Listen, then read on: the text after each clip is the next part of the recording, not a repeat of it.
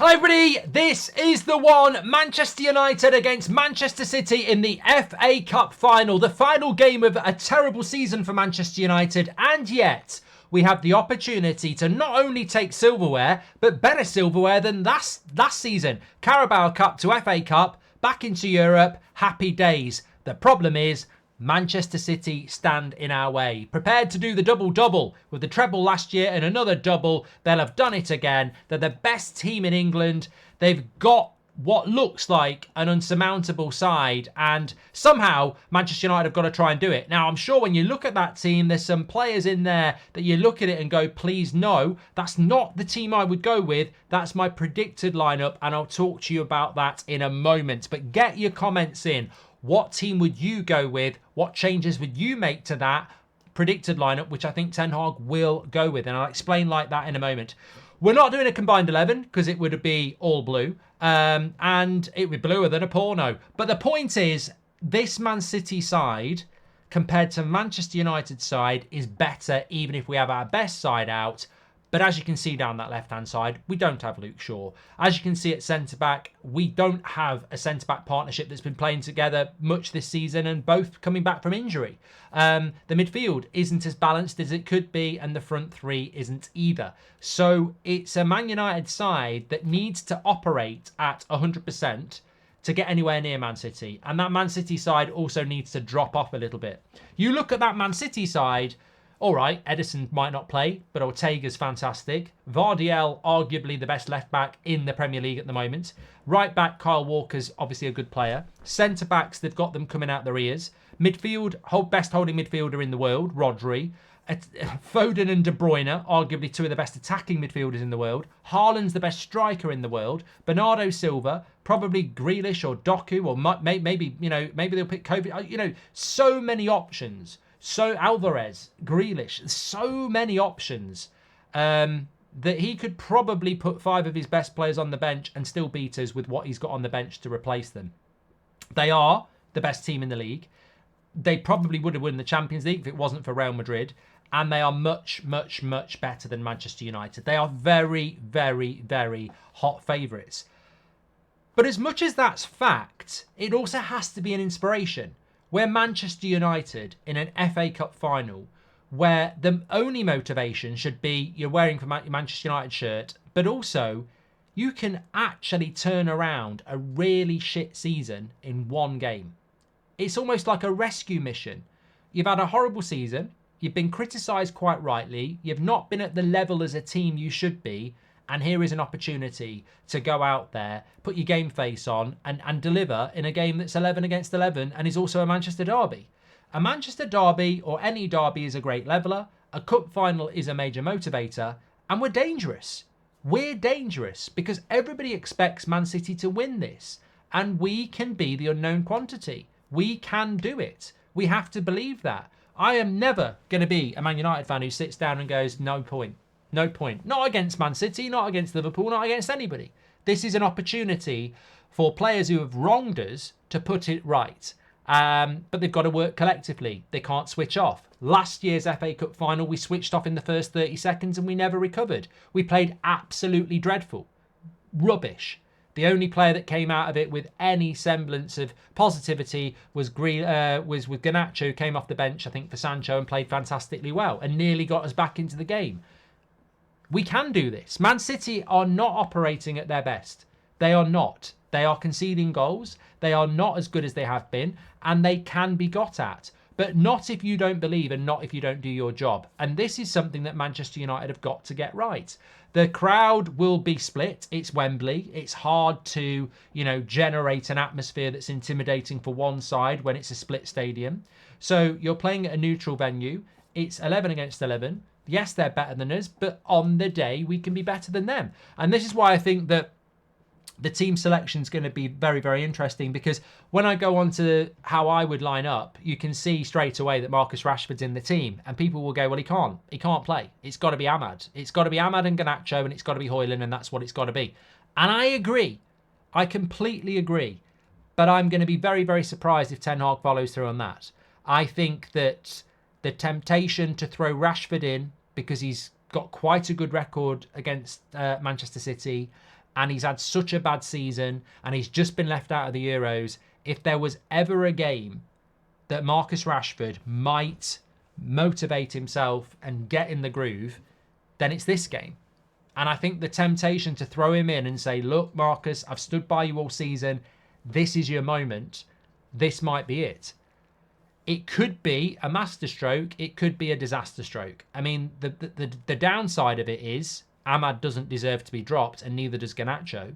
The downside of it is you have to work incredibly hard against Man City, because they will have, naturally, not because we're a bad team, naturally, they will do it to Real Madrid, they will do it to Arsenal, they will do it to anybody. They will have 70% possession.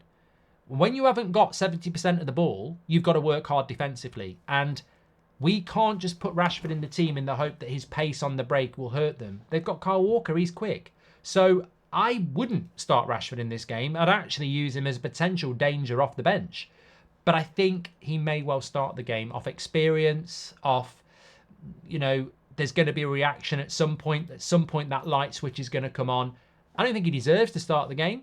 That's not a criticism. I just don't think he does. But I have a feeling he will, and Garnacho will revert to the right-hand side. But I guess we'll have to just wait and see. But I think he will try and put Rashford up against Kyle Walker and hope that Rashford does deliver. But if he gets the nod, he has to deliver, because it would be a massive risk and show of faith from Ten Hag in a player that really doesn't deserve to start, like he doesn't deserve to go to the Euros, because he hasn't performed this year. So if he did start, the pressure would be there for him to perform, and he would have to do that. Otherwise, it will go down as a major mistake. Personally, I'd put Garnacho on the left, I'd put Ahmad on the right. They will both work hard, and you've got the option of Rashford if you want to do it. But this is my predicted lineup, not what I would do. So I would put Rashford on the bench, I'd put Garnacho on the left, I'd put Ahmad on the right.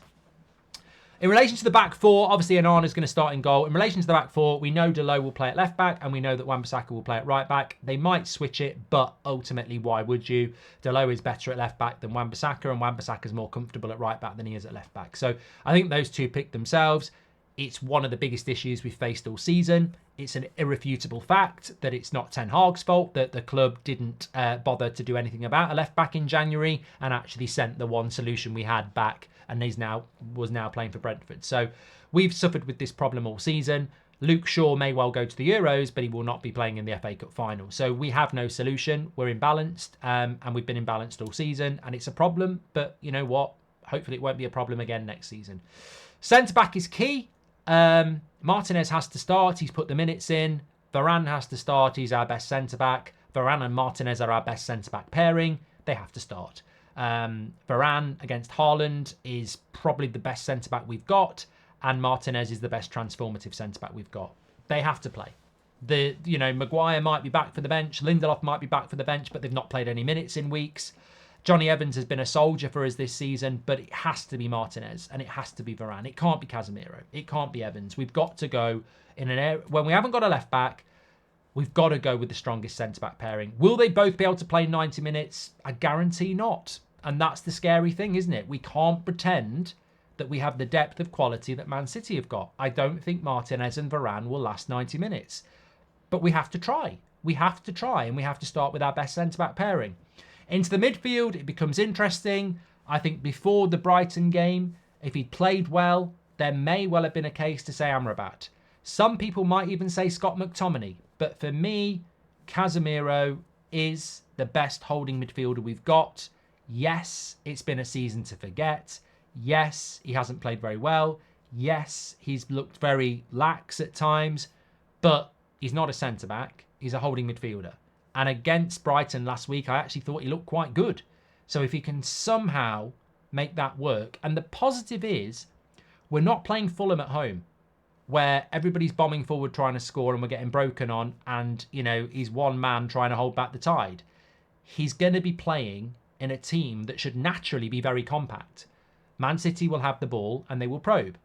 We should be very compact. Casemiro should be disciplined in that situation. I don't want to see an early yellow card. I don't want to see a stupid tackle. Michael Oliver's on VAR. We've got to be very wary of that. I'm not saying he's a cheat for City at all. What I'm saying is he has given a lot of decisions in Man City's favour this season, i.e. he was on VAR for the Højlund pull on Rodri, which has never been given to any other team in the league this season. So we've got to be very, very disciplined in this game. We can't give away early goals. We can't give away soft goals. We know the Man City tactics. They're better than us, but what they're also very, very good at is when they go down, they swarm the referee and they tend to get the decisions. I know Ten Hag, I know other managers want to do things the right way. This is a game we need to win. If you feel contact from a Man City player, you go down and you get all your players to run around the referee because you've got to play the game. Man City aren't going to stop doing it.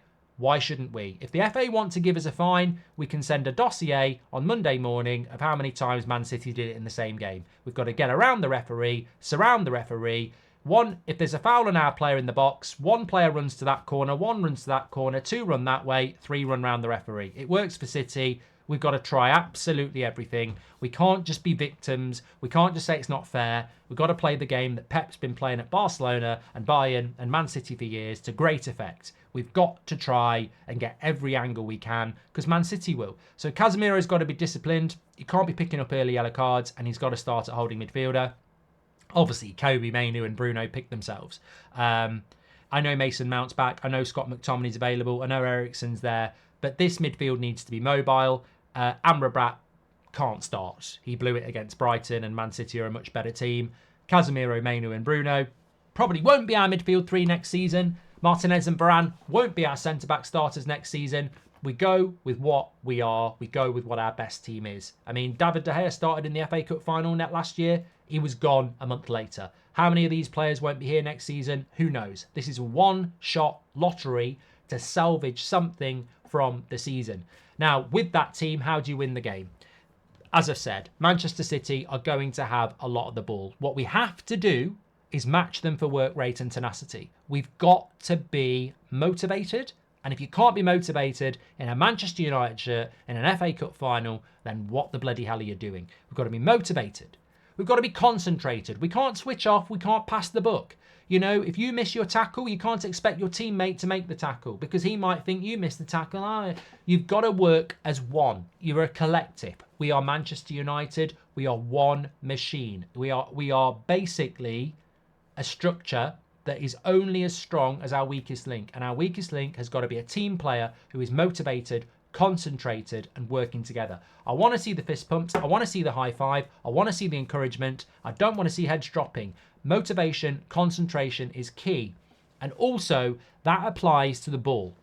We cannot not look to pass that ball and make the right pass. We cannot be looking to take people on more than we should, shoot from stupid angles. You've got to look to move the ball at the right place at the right time and support your teammates. We've seen with Rasmus get the ball into his feet early, let him run the channels. We've seen with Garnacho, he has the ability to go past his player, but then he's going to be looking for an option. We've seen with Ahmad, magnetic touch, he wants to play the pass, he wants to move. Mainu can do it as well. Bruno's shown he can do it. And Casemiro's got a good passing range. When we've got the ball, we've got to express ourselves and we've got to create opportunities. And those opportunities can't come from, we've got the ball off Man City. Right, 40-yard Hollywood pass. We haven't got the ball anymore. We've got to trust ourselves to use the ball and be expressive with the ball. So concentration, motivation, expression. This is how we do it. Belief, hope, everything has to come as standard. But Man City are gettable. They are gettable. It's going to be very, very difficult, but it's 11 against 11. It's Manchester United, and we have a huge motivation. For those players that are looking to leave, you're in the shop window. For those players that are looking to stay, do you want to play one game a week next season and watch everybody else progress? This is an opportunity to get into Europe. Which will be another opportunity to get in the Champions League and another opportunity to win a trophy. And people will say, well, it'd be nice to have a rest midweek. It won't be. The novelty will wear off very, very quickly. We have to be in Europe and we have to be trying to win trophies. And I think that there is only so much you can say as a fan and there is only so much you can do as a manager. This is Manchester City. There is no tactical masterclass that's winning this game other than they will have more of the ball. They are better than us. We must defend as a team and as attack as a team and be concentrated, motivated and work together. And the opportunities will come and you will have to take them. And you will have to defend very well. And you'll have to pick up the runners and you will have to be concentrated.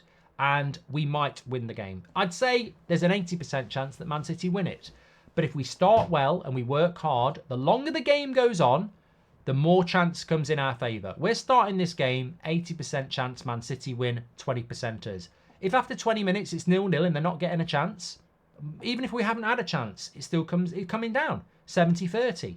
You just work your way into the game. We know we're starting as underdogs, but you've got to work. You've got to work for the right to win it. And with every minute we're in it, the more chance that we win it. And we've got to work. It's a marathon. This game is a marathon. It's going to take huge efforts physically, and it's going to take huge efforts mentally. Man City are never going to stop believing throughout that whole game. From 1 minute to the start, they're going to be confident, they're going to be expressive, they're going to be knocking the ball around, magnetic first touch, little flicks, perfect. Because they're living the life. They're confident. They know they're the best. We know that we're not. But again, it's 11 against 11. We can be very dangerous. We're going to have to work really hard. But I'm going into that game excited. And if we can get something out of that game and win, then we go into the summer with more money. You know, we're more attractive to prospective signings because they want to play in Europe as well. And we've won another trophy. What I don't want to see is heads dropping, lack of effort, petulance. I don't want to see it. I've seen enough of that over the last 10 years. I actually want to see a performance from these players that rewards this fan base that has had to endure for the second time in 3 years. Easily, in the last 3 years, we've seen the 2 worst Premier League seasons we've ever seen. We are owed a performance on Saturday, and we are certainly owed a happy summer. And those players can deliver it. And I tell you what, if they do, they will reap the rewards of that, whoever they are. Over to you, lads. Deliver, because we're waiting. Thanks everyone for watching. Get your comments in. Smash a like on the video. Give me your thoughts as well. Bring it on. The FA Cup. This is the one.